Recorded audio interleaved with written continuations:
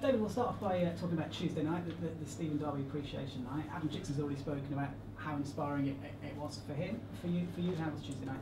Yeah, also it's a difficult situation, but I think the turnout of the fans and the press and everybody was a fantastic evening.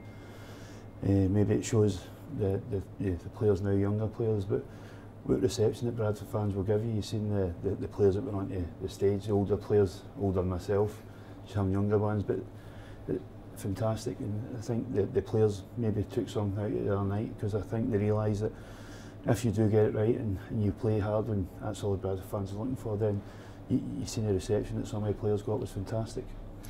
Important that your first team squad was there? I think it was important. Everyone was there in the club. I say the first team were there. Everybody was. We all went together, and the staff went, and we know what Stephen Darby means to the club. I don't know him personally, but fantastic player for the club. So these things are important that we all went. And as I say, the things that we have done is to make sure that we try and get that bond back with everybody together at the club, and that's something that I'm trying to work on installing with players. I don't know if that was the first event sort of like that you've been to. Was that the real first time you got a real sense of the DNA of the club? That certainly came across to me. No, not myself. No, I've been here before. I know what the Bradford fans are all about. So I think it's maybe something that the players in the squad have looked at, and they probably thought that maybe a few people have said a few things up on stage, and hopefully they can take it on board, because it's something that we've been trying to address and try to get them to realise what it means to play for this club. And as I said, I think some of them have come in training, and you can see that they've maybe took one or two things on board. And there's plenty of backing and positivity towards you as well.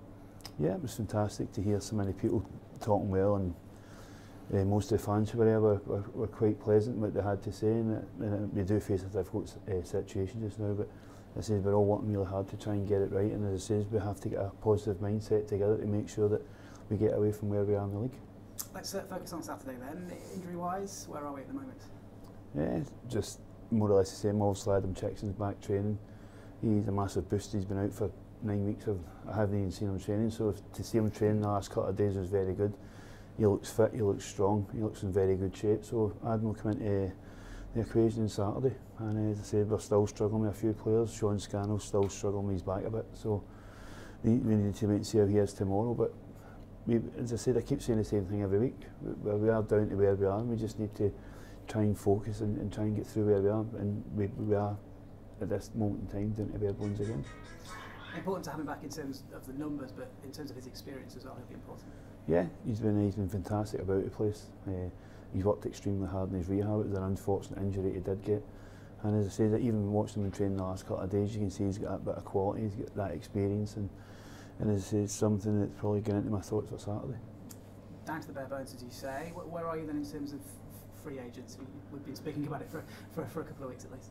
Yeah, I say I've spoke to 3-4 players over the last few days, and sometimes it's difficult to get deals over the line, especially this time of the season, and I can't believe we're having to negotiate with people who want to come and play for Bradford. So some of these things become a wee bit tedious, because it's things where I think people should want to come and play here, and if it doesn't work out that way, then it's something that I'll not sign, because I want people who's going to come and make us better, and they're coming for the right reasons. Is that purely down to where Bradford are at the moment? No, I just think it's down to where football is now. I think as some of the players we are speaking to get fantastic calibre and pedigree, but sometimes I think you've not played since maybe May, and sometimes I think that you should be jumping at a chance to come and play here. And as I say, there's one or two, I'm not saying all of them, but sometimes it's difficult. Sometimes you've got to go and negotiate with agents, and it becomes a wee bit long drawn out. And as I say, it's one of these things where we need to try and get it done, but I want it done for the right reasons, not for the wrong reasons. Paul Caddis has been training with you, I think, this week. Is there any developments with him? No, he's been in since Monday. He's been in a few days. He's a good quality, he's got a good pedigree, but it's just something we need to look at maybe another week and see where we go with him. He's been the same since May, and that's why it's important that anybody that I do want to sign, I need to get and have a look at them. And sometimes players don't want to come in, so it makes my decision easier. So this is where I want to be with the club. I've got to get it right, and I've got to make sure that people are coming here for the right reasons and they want to play for Bradford. Let's talk about Jake Reeves' article in the TNA today. It seems to be with him anyway, setback after setback at the moment. Yeah, I think it's difficult. I think there's been one or two problems, ongoing problems. He's well documented, he's been out a long time. And as it says, sometimes we get one thing cured and then it seems that something else flares up. So it's difficult. We've sent him to specialists as best we could. Everybody, we've tried everything. And they say the physios have been working really hard. And he has been working hard to get back, but every time he gets so close that something else maybe flares up. So it's one of these situations now where it is difficult because we need every player back. And as I say, when we're finding one problem gets cured, another one seems to pop up, then it's frustrating, probably for Jake and all, and it's frustrating for the medical team. And you've been saying he may just have to play through the pain at some point? I can't comment on pain because when I played, I could play with any kind of pain. But when I retired, I was at 31.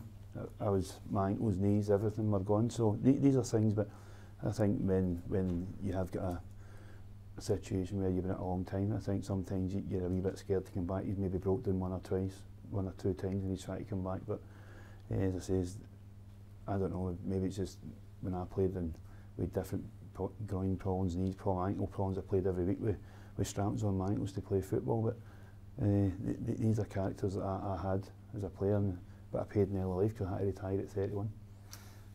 Is there a psychological element as well with Jake? No, I don't know. As I say, it's difficult for me to comment. He's mostly in his treatment room, so I only see him maybe 5-10 minutes a day and have a quick chat and ask him how he's keeping. So these situations I don't think it's mental. I just think sometimes it's a barrier where you've been in it so long, and if you are feeling different things going when you're training, then it might be a mindset. I don't know, but it's difficult because, as I say, the physio and everybody else is trying really hard to try and get him back in the pitch to try and get him back playing football. Last Saturday, of course, away at Gillingham. How much of this week has been spent analysing that, or do you do it to a certain point and then just sort of lock it away almost? It's difficult. I think we all know. I think anybody that was at the game on Saturday would probably say the first 45 minutes was probably the best we've played since I've been here, certainly. And we should be 2 or 3 goals up. And then second half, it's as we concede a goal, and then it's just 2, 3, 4, and then it could have been 5. They missed a penalty. So try and take the positives from the game for the players. I showed them all the good clips of the game, but also the mistakes again is the same thing again. But I have to forget about last week and focus on a very difficult game at home to Portsmouth on Saturday. You said afterwards the attitude left a lot to be desired. Is that the most disappointing thing? I don't think it's the attitude. I think it's the mindset.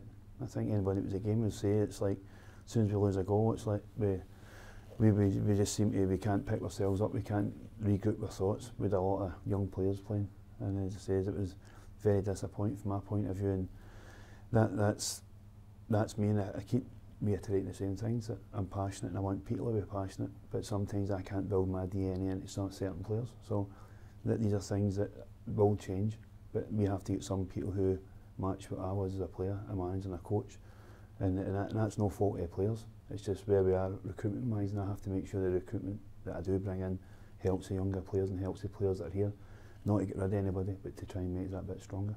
Do you sense a change or a realisation in those players since Saturday?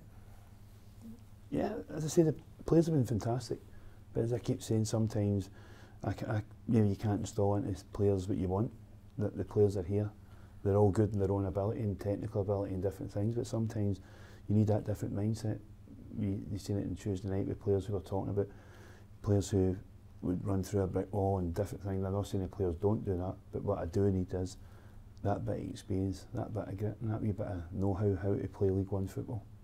And Portsmouth next up, of course, top of the league. Is that the best game to have on the back of last Saturday or the West game? No, I think it's a home game. It's another big challenge for us. They're going well. They're a very well organised team. Kenny's assembled a fantastic squad.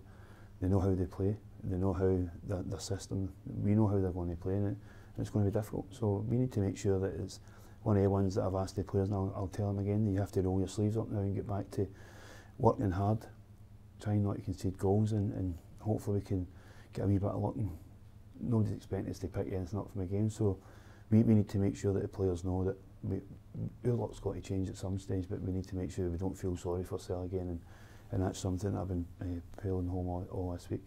What are you expecting from Portsmouth?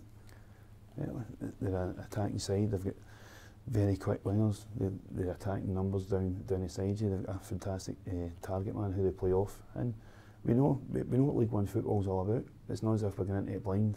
And as I say, the goals we have conceded have been really poor. Every game I've been here since, and it's one of the ones we create so many chances in games, but we need to score one or two to take the pressure off ourselves. And at this moment in time, we've just not been doing that. And as I said, every mistake we're doing is getting punished. And you had a message for those fans who stayed away last time out against Coventry. They're going to be hugely important on Saturday, aren't they? Those who do come. Yeah, as I said, it's the same thing. We need the fans behind us. We need everybody to be going. But it's a difficult time, I think, all round the club at this moment in time, and it's something that I'm trying to bridge. I says we want to concentrate in football, but there's other factors going on, and we need to make sure that the fans and staff and players and everybody, we all try and stick together, because that's the only way you get out of where we are. If we all start fragmenting now, then it's going to be a very, very difficult 3 or 4 months ahead. But if we can start picking up the results, but results will dictate what happens in football. And as I say, that players know that, staff know that, but as I say, we need to stick together. And does that make it more difficult for you, all the other things going on? You purely obviously want to just focus on the football. No, it doesn't make. I've dealt with a lot of stuff in football. I know how things happen at clubs, as I say, but these things don't affect me at all, but it affects players. So they're the most important thing at this moment in time, is the players. Nobody else, no me, no anybody else at staff, nobody at the club. As long as the fans back the players, then it takes the pressure off them, and it's the players that's going to get us out of this. Brilliant, thank you. No problem.